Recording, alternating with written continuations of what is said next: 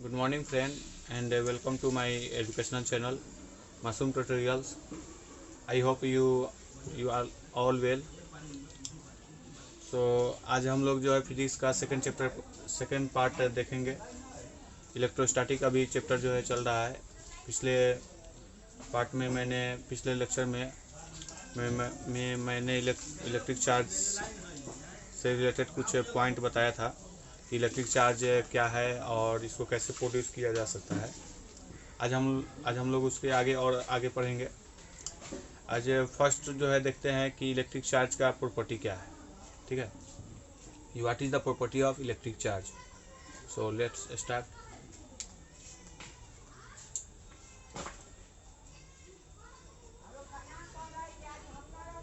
Properties of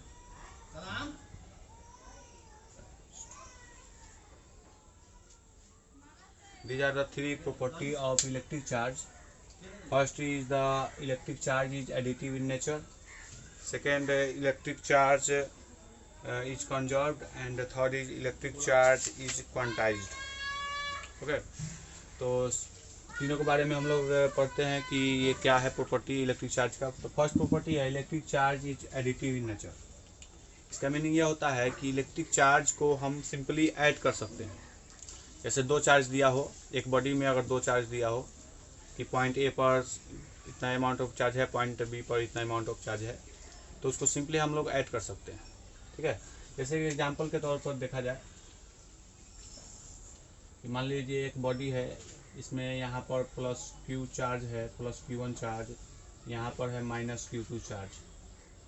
तो total charge कितना होगा? Total charge equal to Q1 plus minus Q2।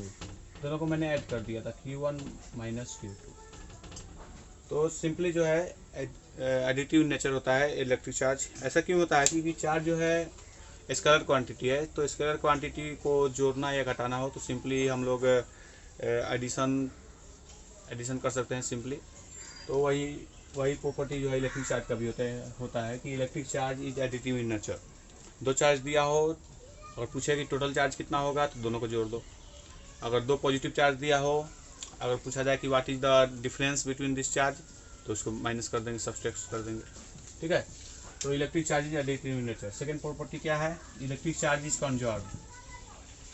Electric charge is conserved means total charge in a body is in isolated system is same. मतलब क्या? अगर एक बहुत बड़ा system लिया जाए, ठीक है, इसमें दो बॉडी हो, एक बहुत बड़ा सिस्टम है, इसमें दो बॉडी हो। मान लीजिए कि ये जो है छोटा सा बॉडी और एक छोटा सा बॉडी। इसके पास पहले जो था Q1 चार्ज था, इसके पास जो था Q2 चार्ज था। ठीक है, उसके बाद अगर ये कांटेक्ट में आएगा तो कुछ चार्ज जो है इधर एक बॉडी से दूसरे बॉडी में जाएगा, लेकिन टोटल चार्ज हमेशा Q1 प्लस Q2 ही होगा। ये सिस्टम का टोटल चार्ज हमेशा Q1 प्लस Q2 होगा। मीन्स टोटल चार्ज जो है ऑलवेज कंजर्व होता है। मतलब ये जो है लॉ ऑफ कंजर्वेशन को ये फॉलो करता है। ठीक है, तो according to law of conservation of charge the total charge in an isolated system is always same. ठीक है, तो सिस्टम जो आइसोलेटेड होना चाहिए, उसका दूसरे से कांटेक्ट नहीं होना चाहिए। एक सिस्टम में अगर कितना भी ऑब्जेक्ट रहेगा, कितना भी बॉडी रहेगा, चार्ज बॉडी, तो टोटल चार्ज क्या होगा? तो हमेशा फिक्स रहता है। ठीक है, एक बॉडी में अगर कम होगा तो दूसरे बॉडी में वो उतना ज़्यादा हो जाएगा। मान लीजिए कि एक बॉडी में 5 था, एक बॉडी में 2 था। ठीक है, 5 एक 2, तो टोटल चार्ज कितना हो गया? 7।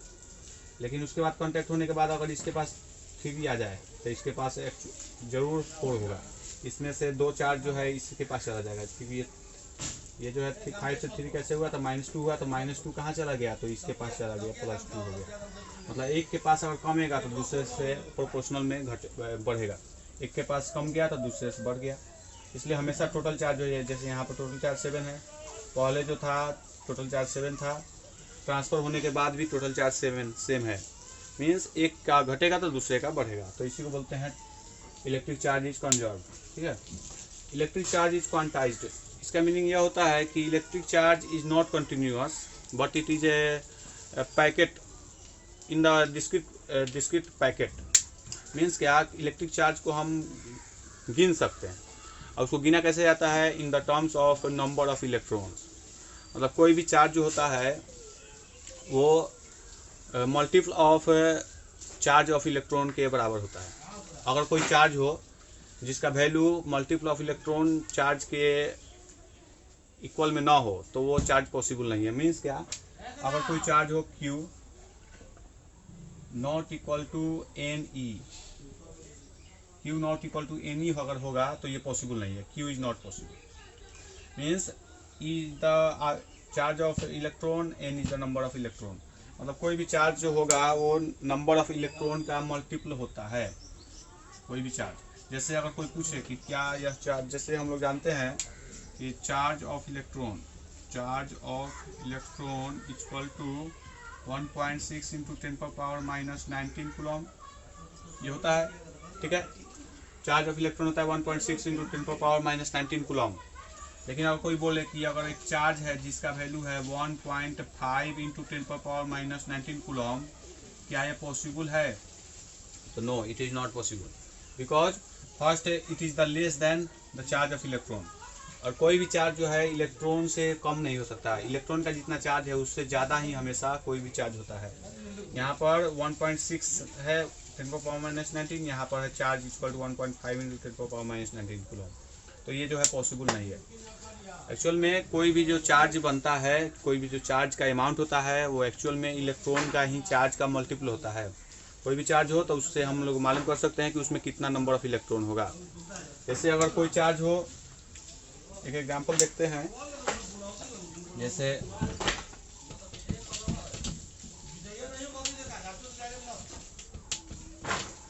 Q इक्वल टू अगर दिया हुआ हो 1.8 इंटू 10⁻⁻19 कूलम, अगर कोई चार्ज हो तो क्या ये पॉसिबल है? ये चार्ज क्या पॉसिबल है? तो इसको देखते हैं। तो कोई भी चार्ज जो हम लोग जानते हैं कि वो जो है multiple of charge of electron होता है।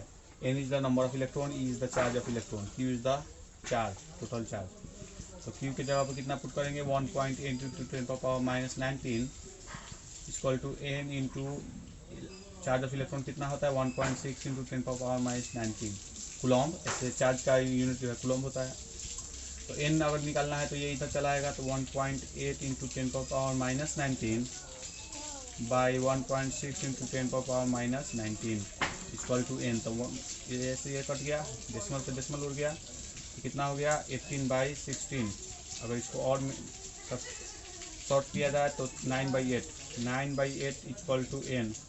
But N is always whole number, so this is not possible. So this charge is not possible. This charge is not possible. Means always जो है कोई भी चार्ज मल्टीपल ऑफ इलेक्ट्रॉन होता है. I hope you understand it. So these are main three property of charge. First, electric charge is additive in nature. अगर 2-3 charge दिया हो तो पूछे अगर what is the total charge, तो सिंपली उसको जोड़ दो. अगर माइनस में एक चार्ज अगर माइनस में है तो उसको दोनों को जोड़ेंगे, लेकिन साइन माइनस में रहेगा, है ना. Electric charge is conserve. Electric charge क्या होता है? कंजर्व होता है. इसका मीनिंग यह है कि according to the law of conservation of charge, the total charge in a isolated body is remain same. Total जो चार्ज होता है कोई भी आइसोलेटेड बॉडी में वो सेम होता है. अगर एक बॉडी से चार्ज कमता है तो दूसरे बॉडी में उतना ही चार्ज बढ़ जाता है, इसलिए वो सेम रहता है. थर्ड है electric charge is quantized. Electric charge जो है कंटिन्यूस नहीं होते हैं, वो क्वांटाइज्ड होते हैं in the forms of number of electrons. ये जो है नंबर ऑफ इलेक्ट्रॉन के फॉर्म में होते हैं, वो जो है multiple of number of electron होते हैं. इसी कारण एक फार्मूला आता है इलेक्ट्रिक चार्ज इज क्वांटाइज. इसी कारण एक फार्मूला जो है Q equal to NE formula. ये जो है बहुत इंपॉर्टेंट फार्मूला है. इससे अगर चाहेंगे तो आप आराम से नंबर ऑफ इलेक्ट्रॉन निकाल सकते हैं कि कोई भी चार्ज में कितना नंबर ऑफ इलेक्ट्रॉन है इस फार्मूला से. Q equal to NE. एक ऐसे देखते हैं प्रॉब्लम इससे रिलेटेड, ठीक है.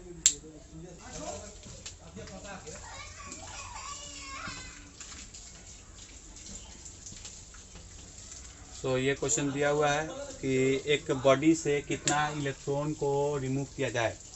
जैसे चार्ज जो होता है, कोई भी चार्ज ऑब्जेक्ट जो बनता है वो मेनली वो जो है इलेक्ट्रॉन के ट्रांसफ़र होने के कारण नहीं होता है. कोई भी जो चार्ज ऑब्जेक्ट बना वो due to the transfer of electron. अगर उससे इलेक्ट्रॉन बाहर चला गया तो पॉजिटिव चार्ज हो जाता है, अगर उसके अंदर में इलेक्ट्रॉन चला आया तो निगेटिव चार्ज हो जाता है। It is only the charge is possible due to the transfer of electron. ठीक है, प्रोटॉन ट्रांसफर नहीं होता है। चार्ज को, कोई भी चार्ज ऑब्जेक्ट बनने में प्रोटॉन का कोई इसमें रिस्पॉन्सिबिलिटी नहीं होता है। Electron is only responsible to become a charge object. Okay, तो यहाँ पर क्वेश्चन है कि एक ऑब्जेक्ट से कितना इलेक्ट्रॉन रिमूव किया जाए कि वो चार्ज जो है 3.2 माइक्रो कूलम्ब हो जाए। रिमूव करेंगे तो पॉजिटिव चार्ज हो जाएगा। वो किसी भी ऑब्जेक्ट से इलेक्ट्रॉन जब रिमूव करेंगे तो इलेक्ट्रॉन कम हो गया, प्रोटॉन ज़्यादा है उसमें, तो प्रोटॉन जब ज़्यादा है तो प्रोटॉन का साइन क्या होता है, पॉजिटिव होता है। इसलिए वो ये जो है ऑब्जेक्ट बनेगा तो वो पॉजिटिव चार्ज्ड ऑब्जेक्ट होगा। ठीक है, तो हमको निकालना है कि टोटल इलेक्ट्रॉन कितना रिमूव करे कि उसमें चार्ज जो है 3.2 माइक्रो कूलम्ब हो जाए। तो यहाँ पर Q इक्वल टू दिया है प्लस 3.2 माइक्रो कूलम्ब। ठीक है, चूँकि Q इक्वल टू NE, इससे पहले मैं फॉर्मूला ये बता चुका हूँ। Q की जगह पर पुट करेंगे कितना, 3.2 माइक्रो कूलम्ब है तो 10⁻⁻6 होता है। Micro means 10⁻⁻6 coulomb equal to n हमको निकालना है number of electron, equal to charge of electron 1.6 into 10⁻⁻19 coulomb. ठीक है, n निकालना है तो n को इधर आने देते हैं, ये सब को इधर लाते हैं। तो 3.2 इंटू 10⁻⁻6 बाई 1.6 इंटू 10⁻⁻19 कूलम्ब से कूलम्ब कट जाएगा ऐसे, इक्वल टू n। देखिए डेसिमल से डेसिमल उठ जाएगा, ये जो है 2 टाइम्स में 16 1 16, 16 2 32, 2 इंटू 10⁻⁻6, ये माइनस में है तो ऊपर जाएगा प्लस में, प्लस 19 इक्वल टू n। तो n का वैल्यू कितना आ गया, 2 इंटू 10⁻13 इलेक्ट्रॉन। मतलब क्या, इसका मतलब यह हुआ कि उस ऑब्जेक्ट से 2 इंटू 10⁻13 इलेक्ट्रॉन अगर रिमूव कर दिया जाए तो वो ऑब्जेक्ट जो है 3.2 माइक्रो कूलम्ब चार्ज्ड हो जाएगा। ठीक है, I hope you understand it. So note करना चाहते हैं तो नोट कर सकते हैं।